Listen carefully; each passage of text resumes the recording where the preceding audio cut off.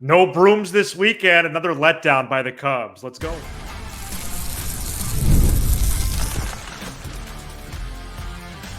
You are Locked On Cubs, your daily Chicago Cubs podcast. Part of the Locked On Podcast Network, your team every day. You are Locked On Cubs, part of the Locked On Podcast Network, your team every day. Alongside Sam Olber, I'm Matt Cozy. Sam and I are lifelong fans, taking our passion into discussion with you on all things Cubs. Thank you for being part of the show and making us your first listen today. And the best way you can help us grow the show is to listen every day, like the video, and comment anything below. We kick off another week here, presented by our great partner at Supply House. SupplyHouse.com is the reliable way to get parts fast. Shop for your next plumbing, HVAC, or electrical job, and get fast shipping from coast to coast at SupplyHouse.com. Cubs take 2 of 3 from the Marlins over the weekend, but once again leave us all wanting more. Northsiders posted a nice 6-3 win Friday, a decisive 14-2 win Saturday, 2 touchdowns there, and then in position to sweep and go over 500 for the first time since May 28th. Literally, I am starting school Monday, and the last time the Cubs were over 500 was last school year. That was literally like the third to last day of school. They lost 7-2 on Sunday. Sam, the Cubs missed out on the sweep against a team, the Marlins, that in my opinion, they were begging for a sweep and they couldn't do it. Right. You know, I really like sometimes when we change up the show in terms of when we record, because most of the time we record right after the game and I'm hot and frustrated or excited. And, so today, we're recording it, late on a Sunday night. So I've had time to really gather my thoughts and bring some thoughtful material here. And I was reflecting a lot after the game today because my emotion really wasn't angry after this loss. And, I was thinking about it and I really came to a couple big conclusions I'd like to run by you. One of them influenced by you. Okay. And then we could talk about the specifics because there was a lot of good that happened this weekend. Sure. A lot of good, a lot of PCA and Amaya, specifically. And I thought Assad on Sunday was really good. He's starting to pitch a lot better. The Cubs have it's basically 2 straight Sundays, right? It's deja vu, right? Having a chance to sweep, not showing up offensively. And when you look at it with the way this team has performed offensively this year, I just don't think they're capable, no matter the opponent, of rattling off 20 out of 25 games and 18 out of 23 because every few games they have a dud offensively. I know they scored 2, but they really scored 1 today, essentially. And, when you look at the score, the Marlins scored 7, but if the Cubs did what they were supposed to do, the Marlins only scored 7 because Merriweather got put in because it was low leverage. It wasn't like that type of blowout. And we said before the series, right? You're going to have to score. You're going to have to score about 3, 4, 5 at least every game, and you'll have a good chance. And they did every game but Sunday. And then last Sunday they got shut out. And then they had a twin shutout. And it just kind of hit me. And it hit me after you and I were texting off air. And hopefully I don't get your words wrong or what you're trying to say, but I think it's something. Right. I think we're on the same page here. Okay. This team, unless Cody Bellinger plays like an MVP, like he did last year, right? This team is not built to win 20 out of 25, but they were not built to go 22-39. They were built with a high floor, low ceiling principle. And really, and some shows have reflected, our negativity and hopelessness because we both kind of know it. Everyone knew it. This team wrote their fate in May and June. That's right. Preach about it. This team is not a bad baseball team. They should never have played as bad. Now, are they a great team? No. But in April, they had a fine month of April. 17-9. Fine month of July. They're going to have a fine month of August. But the 2 months where they were one of the 3 or 4 worst teams in baseball, and by far the worst offense in all of baseball, that wasn't supposed to happen. And Jed Hoyer, instead of talking about evaluating stuff right now, the totality needs to go, what happened in those 2 months and how can we make sure that doesn't happen again? That's what hit me today, because this team, they're just not good enough to rattle off that type of win streak. Every 3 or 4 games, they just don't score. The second thing, and I know I'm going long here, but no, it's all right. The second thing, and I think people will resonate with this. And DJ Moore will go along in 2 weeks. Go ahead. Yeah, hopefully and score a touchdown. And this is what I was just saying about Amaya and PCA, basically. They've been great. Amaya had a really, really rough majority of this season. Yeah, up until July 4th. And we're watching him develop in front of our eyes. And we did the same with PCA. But their struggles stuck out more than they had to. And now you're really realizing, hey, these are young players that are making adjustments on the fly.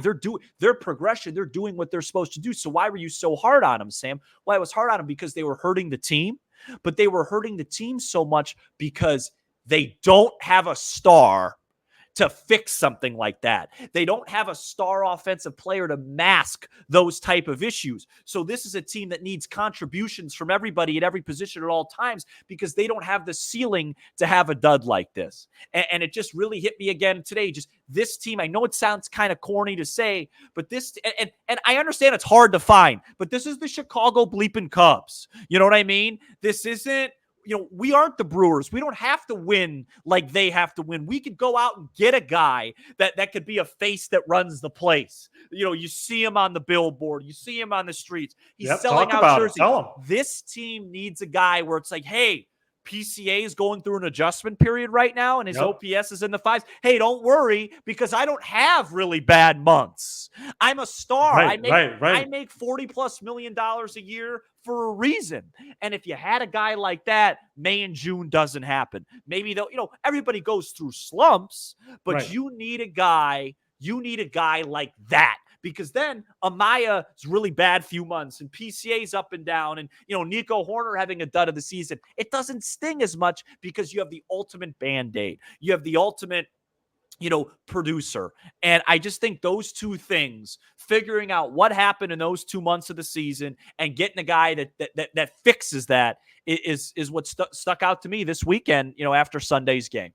Yeah, that's going to be the true test of the offseason, whether Jed Hoyer actually puts in the time, puts in the work, and then we see evidence simply in the transactions that they make in November, December, into the winter that would make a case for him and his front office looking into those 61 games and saying, wow, that was terrible. Here is what's going to happen. And, we got to wait a couple more months or so for that. But that should be the goal entering this period of time after game 162 is played. And I was thinking today, Sam, I was thinking, wow, the Cubs are in the driver's seat for a sweep. And then I was thinking they haven't been in the driver's seat basically the entire year. And so I was trying to think of what position have the Cubs been in. I came up with one: passenger seat. They can't get behind the wheel. They can't. They can't flip the script. It's never about one game with this team. Why? Because they're 22-39. They go 17-9 to 22-39. And guess what? They're 26-17 since Independence Day. That's good. Yep. But not when you went 22-39. And I laugh when people say, oh, if you just went 500 during that stretch. Well, sure. But what about if you just won 5 more games? Instead of 17 under, you were 12 under. Well, then you'd be skipping your first week of school and we'd be in Pittsburgh. Right. I mean, it's not even a high bar. They completely ate it during that time. And it's proved to be, as far as we know, and we're going to go over the standings update during the middle, I guess, just to humor ourselves in a way, but it's proved to be insurmountable. And there is positives this year. There was a ton this weekend. Tons. First of all, the starting rotation was at times, excellent. The bullpen was excellent, excluding Merriweather. The bullpen, yeah. Well, I don't even count him. I count the leverage guys. Friday night, the bullpen was outstanding. PCA and Amaya I watch all their at bats right now. Yep. And even a guy like Seiya Suzuki, Sam. Yeah. He hit 2 home runs. Again, it's about stacking, not individual games, stacking. Right. Okay, because he had 2 home runs Saturday. And a triple. But let me cite your timeline from August 3, right? This is including Saturday and Sunday's games. Since August 3rd, Seiya's hitting 232 with an on base of 329. Not good. Right. Yeah, you had a good game Saturday. You put up 2 touchdowns to beat the Marlins. But the number 3 or 4 hitters hitting 232 down the stretch. He needs because that's not who he is. He needs a guy above him. He needs a guy above him. He needs a star. And so if I look back at the tape, I feel easy, Lovey. I feel confident in our shows, in our content, because you can go back down the stretch of the 2022 campaign, and there was discussion about a top level talent or star level talent, and they haven't even come close. Right. There's been guys who've played stretches of that, Seiya, Bellinger. Yep. That's about it. And you said it beautifully, right? Like what I was saying. Your ceiling as a team this year is about a 17-9 type of month, but that means your floor can't be 22-39. So something went wrong there in the calculations, or as Jed would say, the projections. But we know this. As far as the weekend goes in a vacuum, I mean, watching PCA develop, I mean, inside the park home run on Friday night. Oh, it's crazy. Easily the best play of the season for the Cubs in terms of excitement. I mean, that was right. I actually thought Craig had a pretty good weekend this weekend. The only thing I would have liked to see is when Wisdom got tossed on Sunday, he needs to get tossed with him. You can't just argue. You got to get tossed for your guy there. That's just baseball 101. Yeah. But after the game, I thought Craig said some really good stuff about basically we were really bad on offense. He didn't say that for quote. This is me paraphrasing. And then he said, we just got beat by the fastball all game. And that's the other part is the lack of in-game adjustments from these hitters. After the first time through against a pitcher like that, they should have went to work. But I really liked on Friday when Craig was getting interviewed by Boog, and he's like, you know what? I really was glad that Willie sent him because it's just a great baseball play. Because technically with no outs, you shouldn't have that close of a play at home. But I kind of like that he went off script a little bit because that was just a great baseball play. And then, PCA was great. I'm not there yet in terms of a show on it, but I just want to just put it out there. I have some concerns about Michael Busch. Okay. I just, the strikeouts. I just wish he was a lot of pop-ups to left. Yeah, I just wish he was a second baseman. His offense profile is so much better there than it does at first for me. My nose is itchy. I apologize for that. A lot of, I know we're, I'm not a big expected guy, but no, I hate that. There is, places for it. His expected batting average now is like 219. Because he strikes out so much. So, it's a strikeout rate, about high 20s. It's really high. Let's put it that way. Amaya had a great weekend.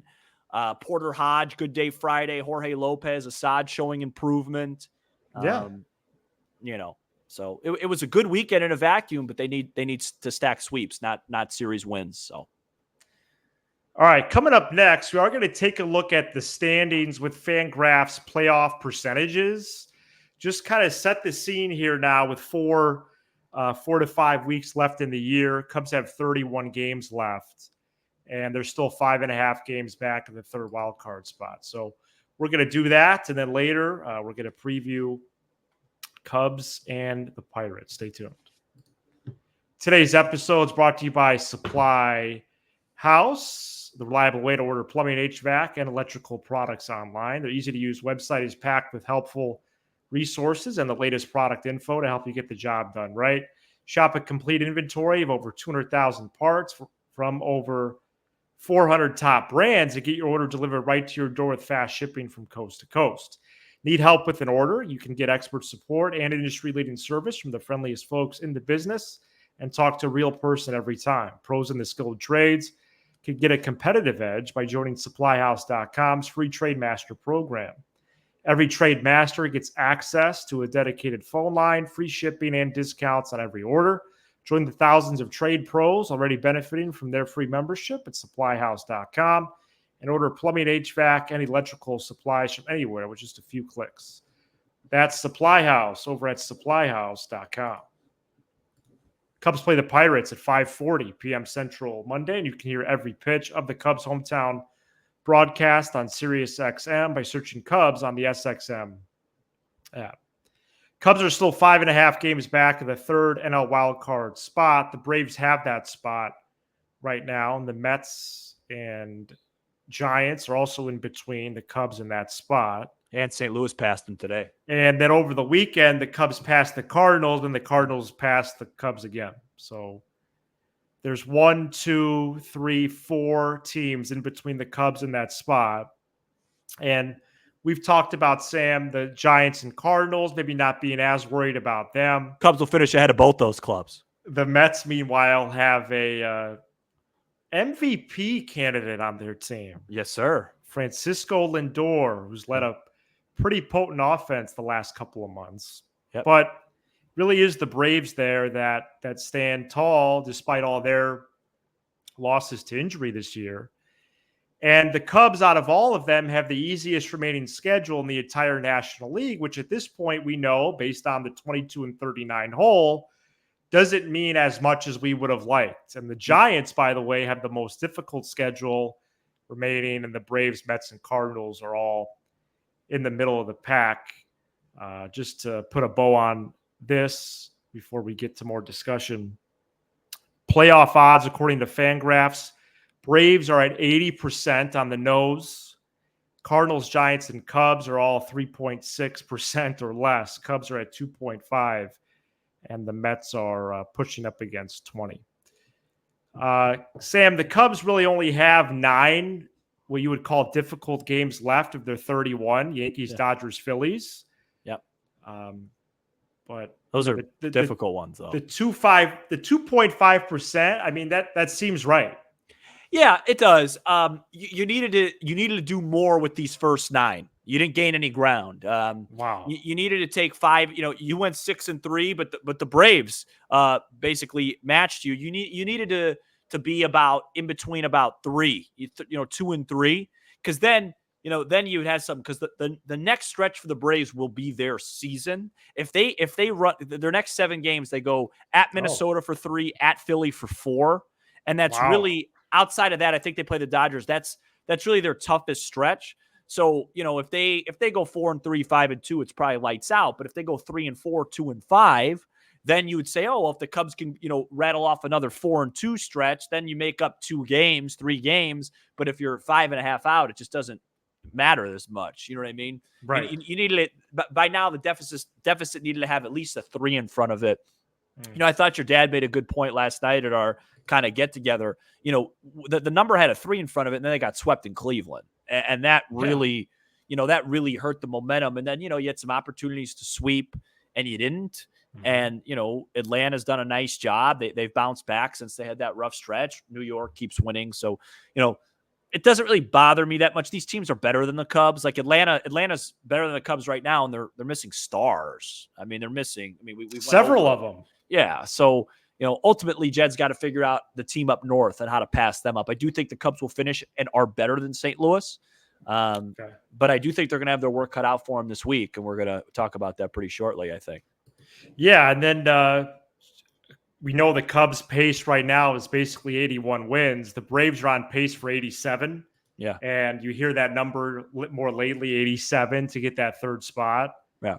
Cubs would need to go 22-9 the rest of the way to get to 87, which is a 114 win pace. And remember, 87. If you finish with 87 and they finish with 87, they're in. So whatever they're on pace for, you need one more. So you need to actually go to 88. Yep. So they need to go 23-8. No, look. 23-8. Just to humor people, what needs to happen is the Cubs need to. Cubs need to. What do they got? So Pirates, Nats, Pirates. They need to win 7 of those, and then they need the Braves to basically go like 2-5. I mean, it's not that. Yeah. That sounds really simple. It's extremely unlikely, and then they also need the Mets to slow down as well. I think the Mets went into San Diego. Oh no, the Mets got walked off today. They split. So they did lose today. That's right. So they split. I thought they won 3 out of 4, but they split. So no, that's a good breakdown. So yeah, I mean theoretically that's what has to happen. It's very unlikely, but I think the Cubs are going to end up right around the same record as last year. 83 wins. Yeah. Yeah, something like that. One other standings updates. The Chicago White Sox are 31-100 and on pace for 38 wins. Yeah, and just if we're going to do a quick baseball thing, Aaron Judge hit his 50th and 51st homers on Sunday. Wow. And it's not even Labor Day. So he might break his own record. Yeah, he might hit 65. And when he comes to Wrigley, look out on Kenmore. If he faces Hendricks, he might hit a ball into the lake. You know what I mean? He'd have to go opposite field for that. He might hit a ball, into my living room. Exactly. Oh, man. All right. Well, yeah, coming up Kyle. Next. Hey, Kyle, I love you. Yeah. Coming up next, we are going to preview Cubs Pirates. And wouldn't you know, the Cubs get the Pirates' 3 best starting pitchers. Stay tuned. You've heard us talk a lot about FanDuel, America's #1 sports book. Well, we have something a little different for you now through September 22nd. All FanDuel customers can bet $5 and get a 3-week free trial of NFL Sunday Ticket. You could start to feel it in the air, folks. It's getting darker earlier. Little Christmas in the air. Football's coming. You can get this from YouTube and YouTube TV. Then with a YouTube TV base plan, you'll be able to watch every regular season Sunday afternoon out-of-market game. That means if you're in Chicago and you want to watch Patrick Mahomes, maybe the greatest to ever do it, you could do that, okay? All you need is a Google account and a current form of payment. You can cancel anytime. According to FanDuel right now, the Bears over-under win totals at 8.5, but that's juiced up. If you're going to take that over, you're going to have to pay about a -160 price in that because the Bears might have a good football team. Week 1 of the NFL season, the Bears are actually the 3rd biggest favorite right now at -4.5. Wow. That'll get up to 5. Just visit FanDuel.com/lockedon to download America's #1 sportsbook. Cubs begin a 3-game series with the Pirates at 5:40 Monday. They play at 5:40 Tuesday at 11:35 a.m. Wednesday. Cubs right now, I was trying to get the latest lines here from FanDuel.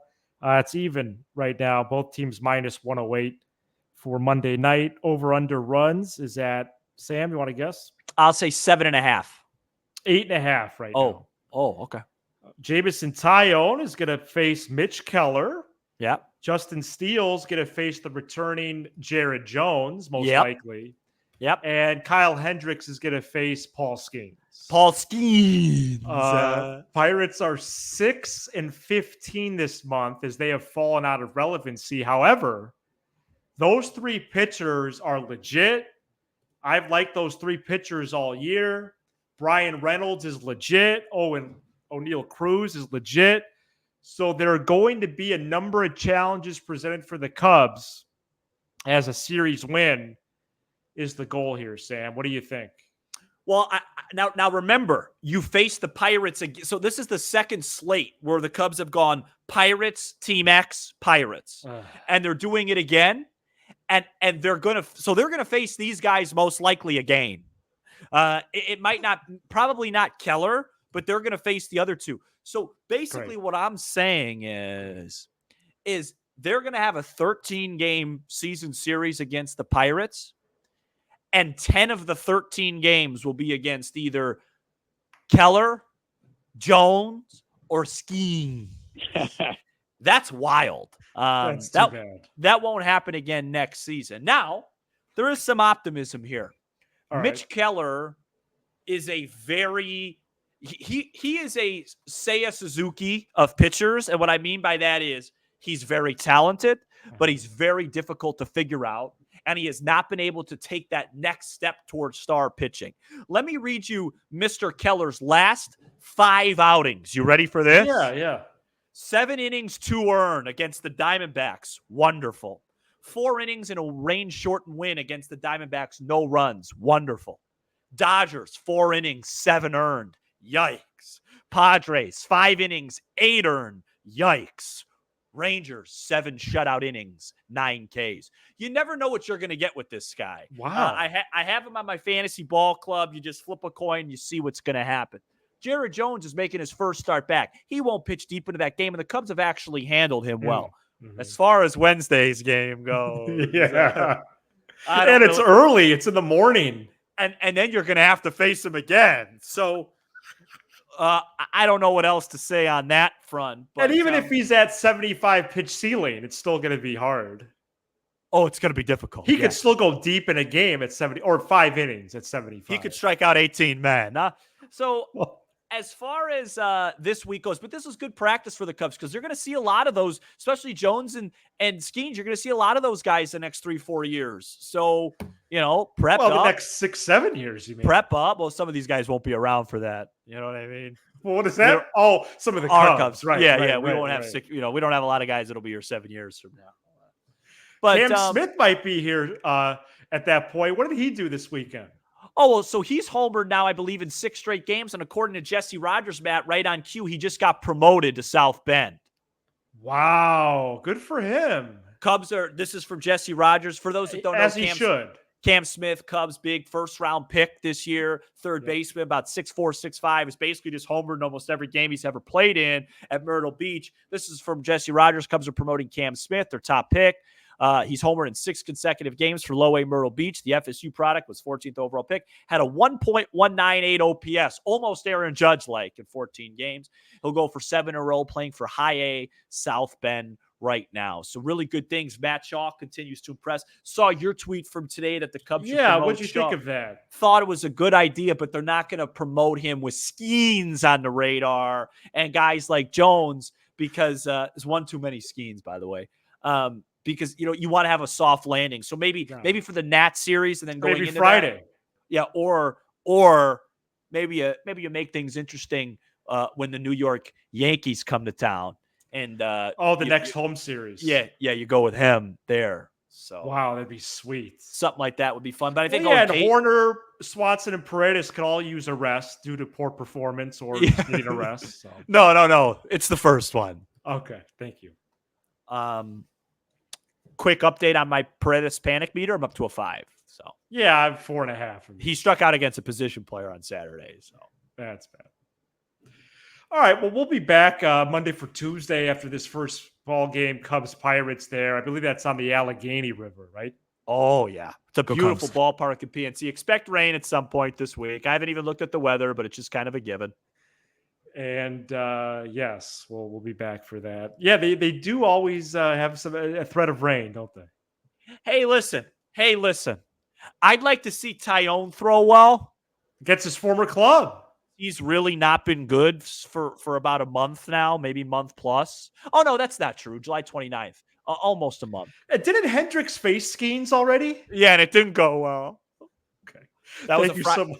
That was a Friday 120 game at Wrigley where I believe Skeens struck out the first 71 batters he faced that day. Thank you so much for checking out this edition of Locked On And then Cubs. Skeens faced Steele that Saturday where the Cubs walked 9 times in 1 inning and still lost. You give us 20 to 30. It's a rain delay. I feel like I'm in like a I love doing the show, man. I love doing shows with you. It's a fun time. Makes me happy and not thinking about this just pinnacle of average baseball team we cover. Absolutely. No, the shows have been a... Hector Neris, 1.1 scoreless today for Houston. Be sure to hit subscribe on YouTube.